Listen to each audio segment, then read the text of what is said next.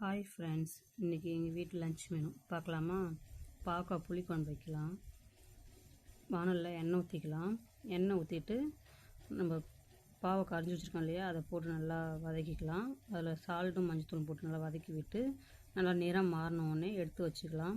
எடுத்துகிட்டு அதே வானலில் கடுகு, வெந்தயம், கருவேப்பிலை போட்டு வதக்கலாம். அதுக்கப்புறம் சின்ன வெங்காயம் அதையும் போட்டு நல்லா வதக்கலாம். பூண்டு போட்டு அதையும் நல்லா வதக்கி விட்டுக்கலாம். வதக்கி விட்டுட்டு சின்ன வெங்காயத்தையும் தக்காளியும் நான் அரைச்சி வைப்பேன். எப்பவுமே அரைச்சி அதை ஊற்றி அது நல்லா எண்ணெய் பிரிஞ்ச அளவுக்கு வதக்கிட்டு அதுக்கப்புறம் நம்ம வதக்கி வச்சுருக்க பாவக்காய் அதையும் போட்டு நல்லா வதக்கி விட்டு தேவைக்கேற்ப மிளகாய்த்தூள் போட்டு அதையும் நல்லா வதக்கி விட்டு புளி கரைச்சி வச்சுருக்கேன் அதை ஊற்றி நல்லா நம்ம தேவைக்கான குழம்பு வச்சுக்கலாம். வச்சு நல்லா கொதிக்க விட்டு எண்ணெய் பிரிஞ்ச அளவுக்கு வந்த பார்த்து லைட்டாக நாட்டு சக்கரை போட்டு வதக்கி விட்டு எடுத்தால் குழம்பு ரெடி. அதுக்கப்புறம் வானலில் எண்ணெய், கடுகு, பெருஞ்சீரகம், கடலைப்பருப்பு இதெல்லாம் போட்டு நல்லா வதக்கி விட்டு கருவேப்பிலை இதெல்லாம் போட்டுக்கலாம்.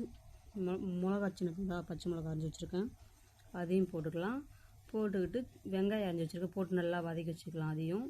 அதுக்கப்புறம் புடலங்காய் போட்டு செருவை அரைஞ்சி வச்சுருக்கேன் அதையும் போட்டு உப்பு போட்டு நல்லா வதக்கி விட்டு நம்ம கொஞ்சமாக ஒரு கிளாஸ் தண்ணி ஊற்றி மூடி போட்டு நல்லா தண்ணி சுண்டை பார்த்து இறக்கி சீவி வச்சுருக்க தேங்காவை போட்டு இறக்குனா புடலங்காய் பொரியல் ரெடி.